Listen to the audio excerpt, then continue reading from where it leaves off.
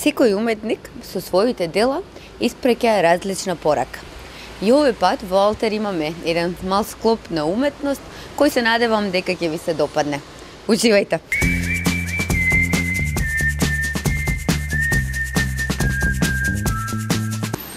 Во музеј на град Скопје имате една ретка шанса да погледнете изложба посветена на архитектурата.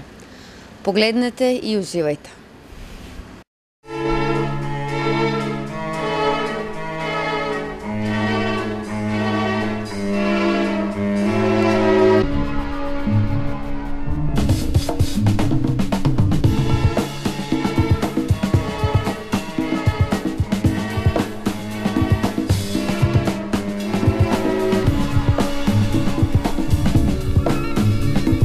Во музеј на град Скопје е отворена изложбата Созревање на архитектот Валентино Костадиновски по повод 17 години од неговото творештво.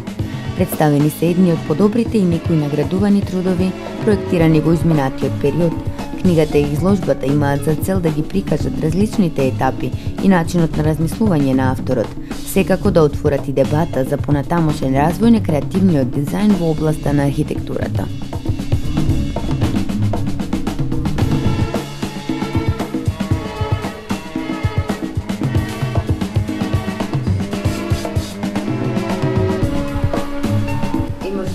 Ваша изложба во музеј на град Скопје, која се уште трае и гледачите ќе имаат можност да ја видат во музејот на град Скопје. Се работи за изложба на архитектура.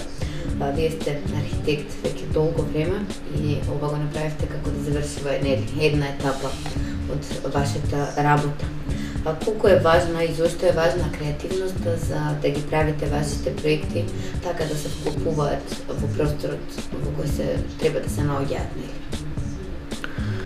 Тоа е една од најважните задачи за архитектот, уште на самиот старт, кога се раѓа идејата, кога се осмислува концептот. Вклопувањето со околниот амбиент, независно дали е тој урбан или е во една природна средина, е од пресудно значење, но истовремено можеби тоа е и најтешката задача за архитектот. Секоја локација на која треба да се проектира е посебна и секогаш постои различен третман за неа, токму поради таа нејзина посебност. Тоа е споредбено исто како и кај луѓето. Например, имаме повеќе од 6 милиарди луѓе кои живеат во светот и сите се различни по изглед, па дури и еднојајчените близнаци се разликуваат по нешто.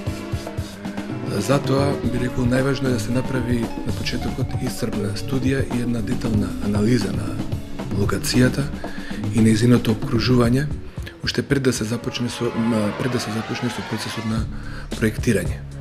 Во овој почетен стадиум од работата, кој е длабоко мисловен, важно е и чувството што архитектот го поседува, или со други зборови тоа е оној талент што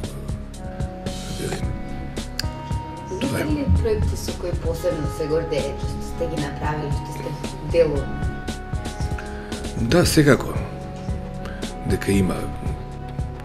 Тие би биле вака кои можем посебно да ги издвојам.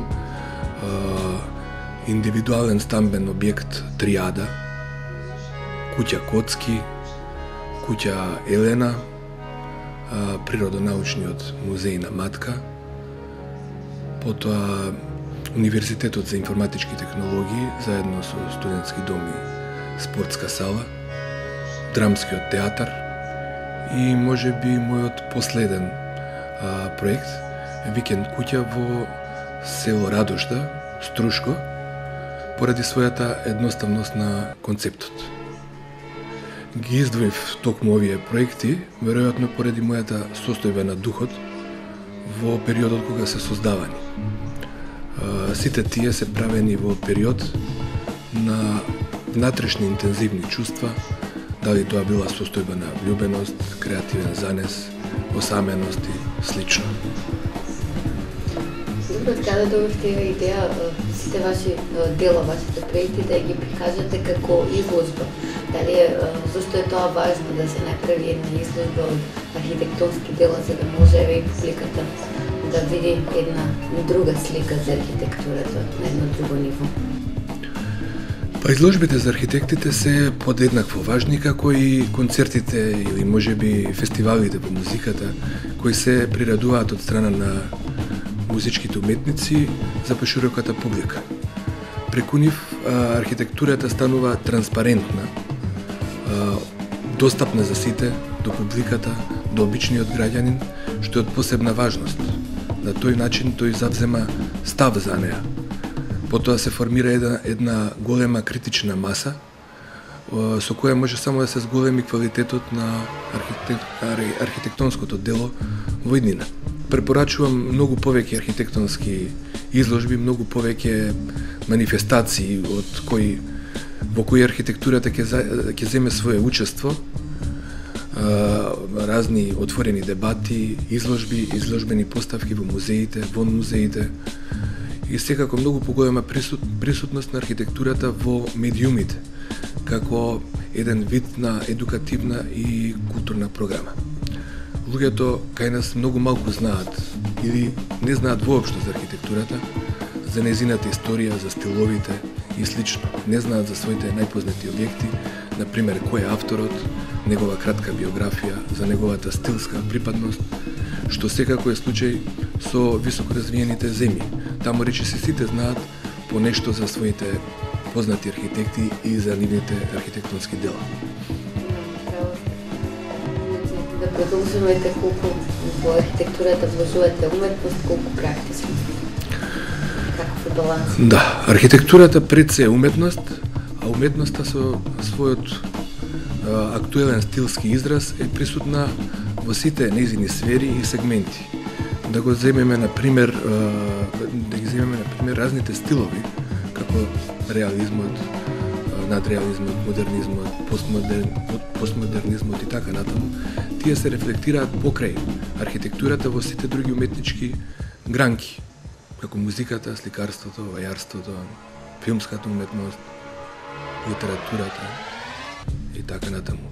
Секако дека архитектурата истовремено е и практичност, или поточно би рекол занает, бидејќи архитектурата е екзактна, но и во самиот термин занает се содржи повторно зборот уметност.